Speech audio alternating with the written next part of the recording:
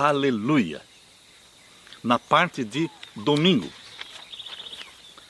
Eis aí vem dias. Abra sua Bíblia agora em Jeremias, capítulo 31. Jeremias, capítulo 31, e vamos ler os versos 31 em diante. Jeremias 31, versos 31 em diante. Aqui nós lemos: Eis que vem dias, diz o Senhor, em que farei um concerto novo com a casa de Israel e com a casa de Judá. Esta expressão, eis que vem dias, é uma profecia. É uma profecia que se cumpriu quando Jesus Cristo nasceu da Virgem Maria, gerado pelo Espírito Santo. Foi ali que esta profecia se cumpriu. Jesus Cristo nascendo como um de nós, eis que vem dias, diz o Senhor, em que farei um concerto novo com a casa de Israel e com a casa de Judá, não conforme o concerto que fiz com os seus pais. Aqui está falando do concerto que Deus fez com Israel lá no Monte Sinai. Não conforme o concerto que fiz com seus pais, no dia em que os tomei pela mão para os tirar da terra do Egito, porquanto eles invalidaram o meu concerto, apesar de eu os haver desposado, diz o Senhor. Queridos, aqui em Jeremias 31, versos 31 até o verso 34, está explicando o que é a nova aliança e o que era a velha aliança. Aqui diz o verso 33, mas este é o concerto que farei com a casa de Israel, depois daqueles dias, diz o Senhor.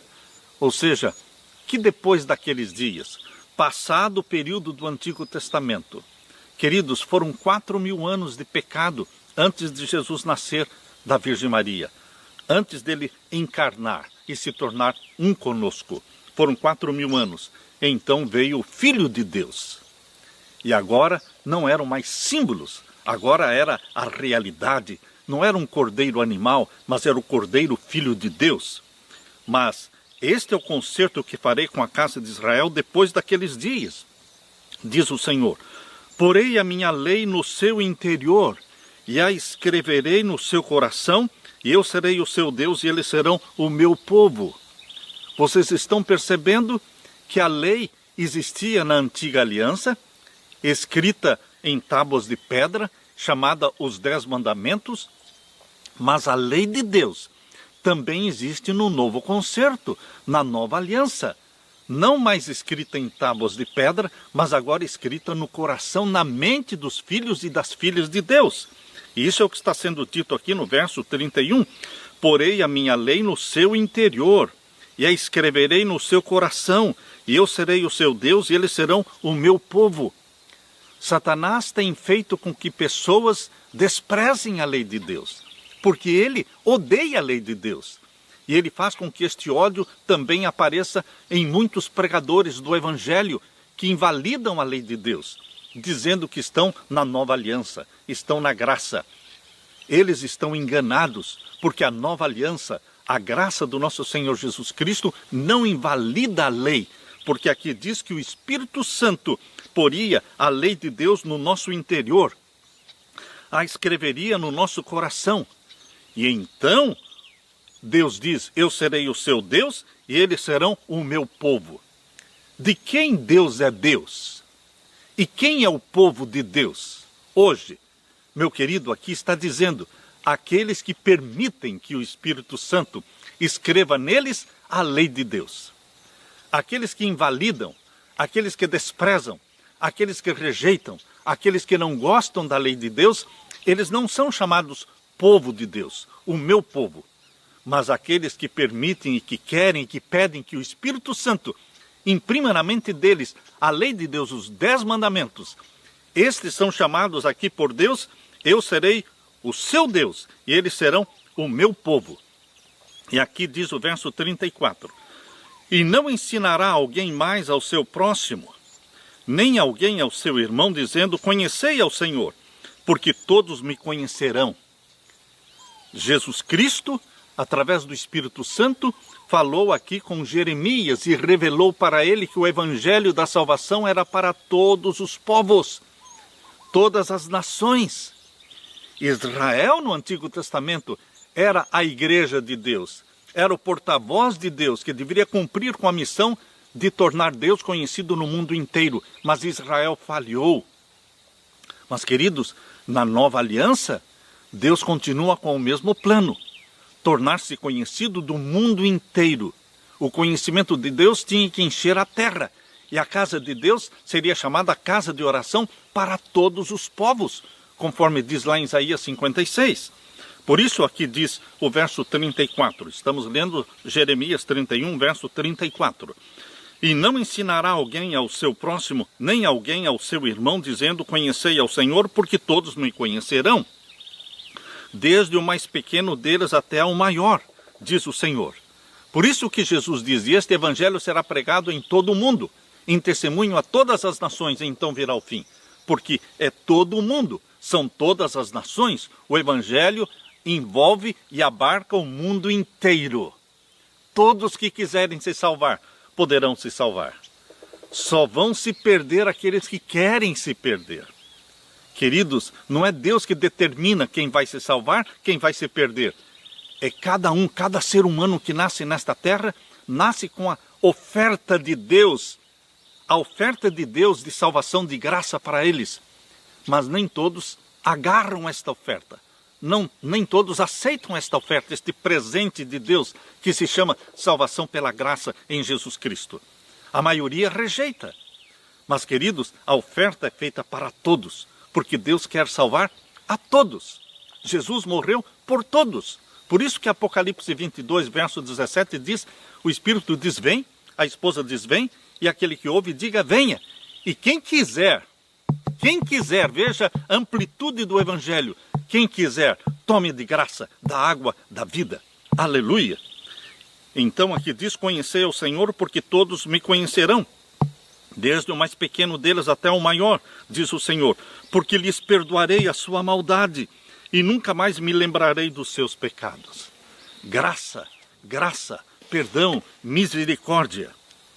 O que havia de errado com a velha aliança, com a antiga aliança? Queridos, com a antiga aliança não havia nada de errado. Deus não faz nada errado. Estava tudo certinho. Mas por que não deu certo?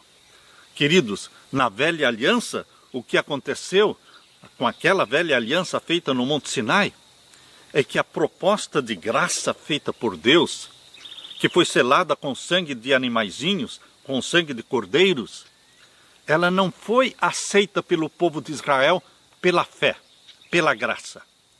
Eles olharam para aquela aliança que Deus estava propondo fazer com eles ali no Monte Sinai, mas eles não confiaram na graça de Deus, eles confiaram em si mesmos. Abra sua Bíblia em Êxodo capítulo 19. Êxodo capítulo 19. Aqui fica bem claro. Vamos ler o verso 8. Capítulo 19, verso 8. Então todo o povo respondeu a uma voz e disseram, tudo que o Senhor tem falado faremos. Isto está também em Êxodo capítulo 24 e o verso 7. Êxodo 24 também e o verso 7. Tudo que o Senhor tem falado, faremos e obedeceremos. Vocês estão percebendo aí? No capítulo 24, no verso 3, também diz, vindo pois Moisés e contando ao povo todas as palavras do Senhor e todos os estatutos, então o povo respondeu a uma voz e disseram, todas as palavras que o Senhor tem falado, faremos, e faremos, e faremos. Estavam confiando em si mesmos, como se eles tivessem a força, como se eles tivessem a capacidade de obedecer e cumprir com todos os estatutos e ordens de Deus. Queridos, eles falharam porque eles confiavam em si mesmos. E não existe salvação pelas obras. Nem no Jardim do Éden, nem no Sinai, nem hoje, nunca existiu salvação pelas obras. Mas Israel esqueceu a fé, esqueceu a graça de Deus e tentou a salvação pelas obras. Então, o que é que existia de errado com a velha aliança? A velha e antiga aliança feita no Sinai não tinha nada de errado em si mesma, mas o povo a recebeu confiando nas obras. O problema estava na compreensão, no mau entendimento do povo de Israel. O problema foi que esta aliança foi quebrada. Tão logo Moisés desceu do Monte Sinai com as 2 tábuas de pedra, os 10 mandamentos, e viu o povo se banqueteando e dançando e fazendo um carnaval de adoração ao bezerro de ouro feito por Arão. Ora, queridos, ali eles quebraram a aliança. Eles eram profanos, eles eram promíscuos, eles eram pecadores, eles precisavam de graça, mas eles não estavam entendendo a incapacidade deles, a ineficiência deles, a pecaminosidade deles e a necessidade de um Salvador, da graça, da misericórdia. Por isso aquela aliança foi quebrada ali mesmo. Por isso diz aqui em Jeremias capítulo 31, verso 32. Jeremias capítulo 31 e o verso 32. Não conforme o concerto que fiz com os seus pais, no dia em que os tomei pela mão, para os tirar da terra do Egito, porquanto eles invalidaram o meu concerto. Por que Deus diz que eles invalidaram o meu concerto? Porque eles quebraram a aliança. Por que quebraram? Deus permitiu que eles quebrassem a aliança para que eles agora entendessem que a sorte deles deveria ser a morte. Eles não cumpriram com o que eles disseram. Tudo o que o Senhor disser faremos. Então agora eles deveriam morrer. Agora eles sentiram necessidade de quê? De perdão. Quando veio a sentença de morte, eles sentiram a necessidade de perdão, de misericórdia. Então eles começaram a entender, pouco a pouco, a graça, a misericórdia, a bondade, o perdão divino. Queridos, a antiga aliança era feita de promessas. Mas a nova aliança não é feita de promessas. A nova aliança é feita de realidade. Porque todos os símbolos da velha aliança se cumprem agora em Jesus Cristo, que é o Filho de Deus, que é o meu Salvador, é o seu Salvador, é a nossa esperança, é o nosso refúgio, é o nosso abrigo, é tudo o que precisamos. A salvação é pela graça em Jesus Cristo. Abra sua Bíblia e vamos ler então em Romanos capítulo 2, verso 15. Romanos capítulo 2 e o verso 15. Aqui nós lemos: os quais mostram a obra da lei escrita em seus corações. Está falando dos gentios.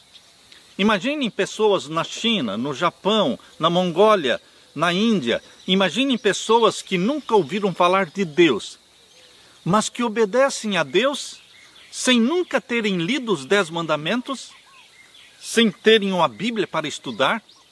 Imaginem que essas pessoas, muitas delas, se tornam filhos e filhas de Deus, são obedientes a Deus. Por quê? Porque existe o Espírito Santo que escreve a lei de Deus na mente e no coração das pessoas.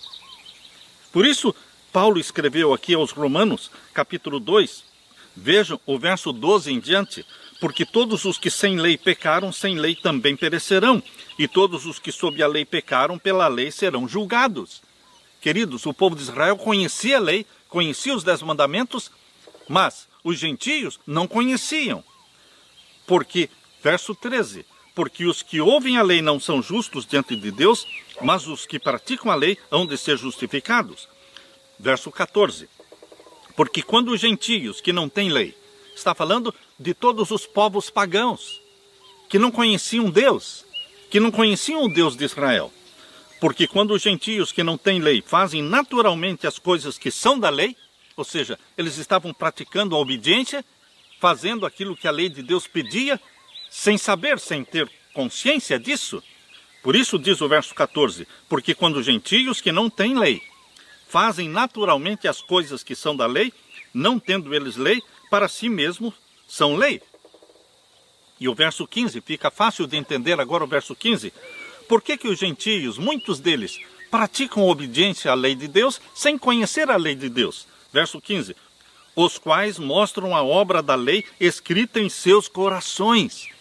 Aleluia, porque o Espírito Santo não está fechado dentro de 4 paredes de uma igreja. O Espírito Santo não está preso a placas de igrejas. O Espírito Santo trabalha no mundo inteiro.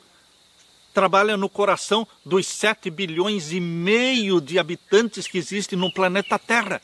Ele está atuando os quais mostram a lei, a obra da lei escrita em seus corações, testificando juntamente com a sua consciência e os seus pensamentos, quer acusando-os, quer defendendo-os. Queridos, o Evangelho do nosso Senhor Jesus Cristo envolve todas as nações da terra. E o Espírito Santo trabalha mesmo no coração daqueles que nunca tiveram uma Bíblia para estudar. Bendito seja o plano da salvação ideado por Deus. Queridos, em Mateus capítulo 5 e o verso 17. Mateus capítulo 5 e o verso 17. Abra a sua Bíblia. Vamos ler aqui esse texto mencionado por Jesus Cristo. Mateus capítulo 5, verso 17 em diante. Não cuideis que eu vim destruir a lei ou os profetas. Não vim abrogar, ou seja, não vim destruir ou anular, mas vim para cumprir. Jesus deixou muito claro, ele não veio destruir a lei, ele não veio anular a lei, ele veio para cumprir aquilo que a lei pede. Cumprir significa obedecer. Verso 18, porque em verdade vos digo que até que o céu e a terra passem, nem um jota ou um tio se omitirá da lei, sem que tudo seja cumprido. Qualquer, pois, que violar um desses mais pequenos mandamentos e assim ensinar aos homens, será chamado menor no reino dos céus. Aquele, porém, que os cumprir e ensinar, será chamado grande no reino dos céus. Jesus Cristo menciona que a lei de Deus não é anulada. Enquanto existir céu e terra, nem um jota, nem um tio da lei será omitido. Está muito claro aqui no verso 18. Porque em verdade vos digo, que até que o céu e a terra passem, nem um jota ou um tio se omitirá da lei, sem que tudo seja cumprido. Como é que muitos querem anular a lei, se Jesus disse, ela não será anulada? Enquanto existir céu e terra, nem um jota, nem um tio será omitido. E agora diz o verso 21.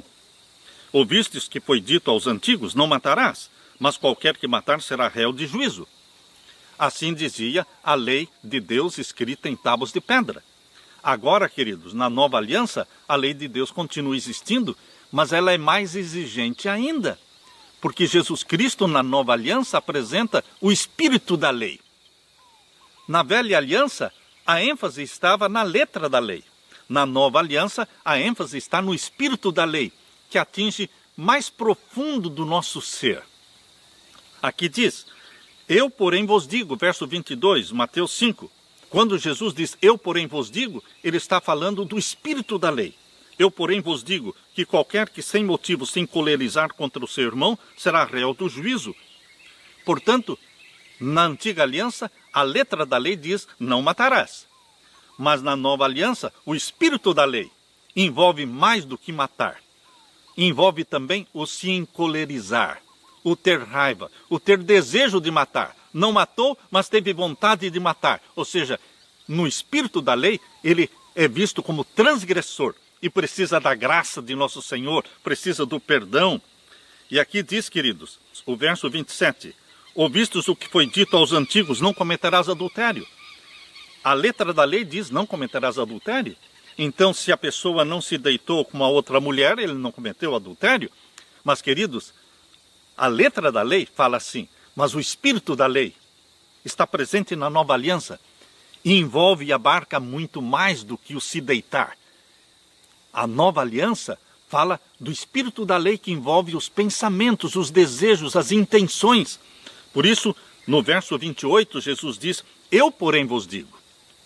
Eu gosto desta expressão que se repete aqui no capítulo 5. Eu porém vos digo. Eu porém vos digo. Jesus está introduzindo o espírito da lei, que não anula a lei, mas amplia e aprofunda a lei e coloca na mente dos filhos de Deus. Eu porém vos digo que qualquer que atentar para uma mulher cobiçando-a, já em seu coração cometeu adultério com ela. Ah, queridos, na nova aliança, o espírito da lei vem à tona. Eu não posso cobiçar, eu não posso olhar para a pornografia. Você não pode praticar este sexo virtual que existe aí na internet, porque isto também é transgressão do mandamento que diz não adulterarás. Ah, mas eu não me deitei com ela, eu não toquei no corpo dela, mas você viu as imagens, você praticou sexo virtual, Você imaginou, você cobiçou, você olhou para a mulher e sentiu os desejos de ter relação com ela. Você tem que confessar este pecado a Deus.